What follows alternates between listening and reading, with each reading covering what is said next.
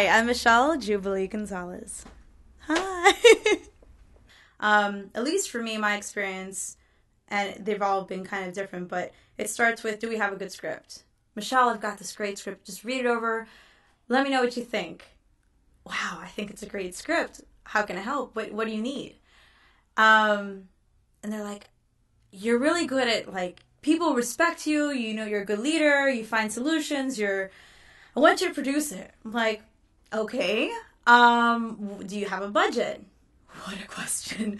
Do you have a budget? Because it's really important. Like, you know, if what you have envisioned in your mind is, you know, big production house quality to the T, like just massive Hollywood blockbuster, and you're like, oh, I only got $2,000.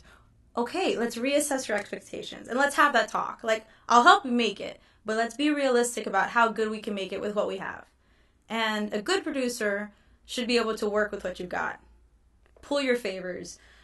Figure it out. Borrow. Lend. Steal. Grab. Whatever. But you find a way to work with what you've got. So, do we have a good script? You want me to produce it? Great. What's your budget?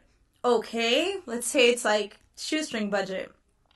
Who can we work with that wants to add to the reel, or is really talented and just needs a good break, or who's a friend, or who's a really good buddy who knows a good buddy of mine? Like, it's all about these little spiderweb connections. Like, everything is somehow interrelated in this industry. Like, what do they call it? 9 degrees of separation? 6. Oops. The number was upside down. Sorry. Yeah, so script, budget, start putting together people, start looking for favors. You know, when it comes to casting, there's such a superfluous amount of actors, but it doesn't mean that they're all good.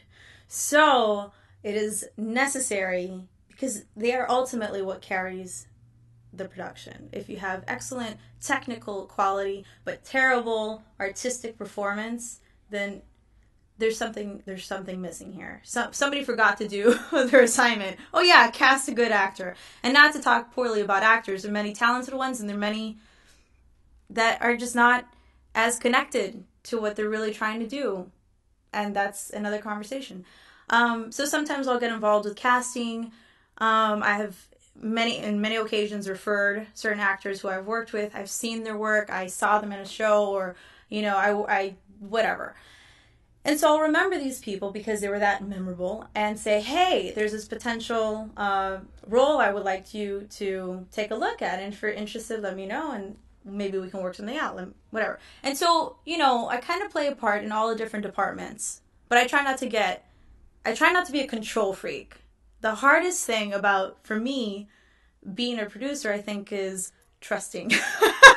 A big issue here, because I know that if I want something done, I often have to do it myself. And that's just, I shouldn't even confess this on this interview, but alas, it is the truth.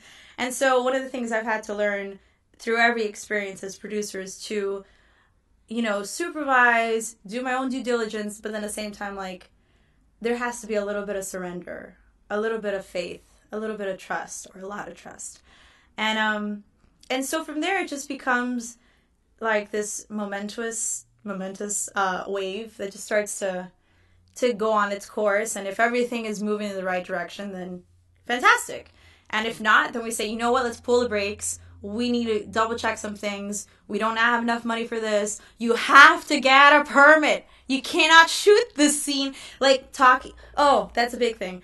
Getting the expectations of your writer director in check is like, there's a lot of time spent sometimes just like, you know, there's getting them in check with reality, because you can get into a lot of trouble. What does that mean, reality? Oh, that's right.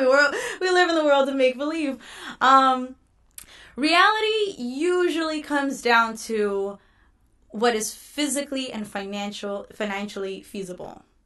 There's some things that are physically like, wow, we would have to build this and rig this and get stunt safety and get pads and then have a medic on site, and the list just unravels for one scene. I'm like, so that costs a lot more bodies or a lot more favors And then on top of that, there's a realistic part, especially filming in LA, that you need to have a permit when you want to do some, other stuff. So, bringing them in check with the certain parameters that you have to work with within this city. And if you're going with union or non-union, I prefer union because I appreciate the union and what it stands for and all the great benefits that come with it and all the hard work that comes to make sure everybody's taken care of. I really respect that. So I'm all for vouching for union. Like, let's make this production a union. I'll do the paperwork. Not a problem. Because it's just paperwork. It just takes time and concentrate, put the right stuff in the right box. And yet people sometimes are like, oh, I don't want to deal with a union. It's not that bad. Really. People, listen to what I'm saying. It's not that bad. So that's usually the process for me. And then it just becomes a dialogue between my creative team.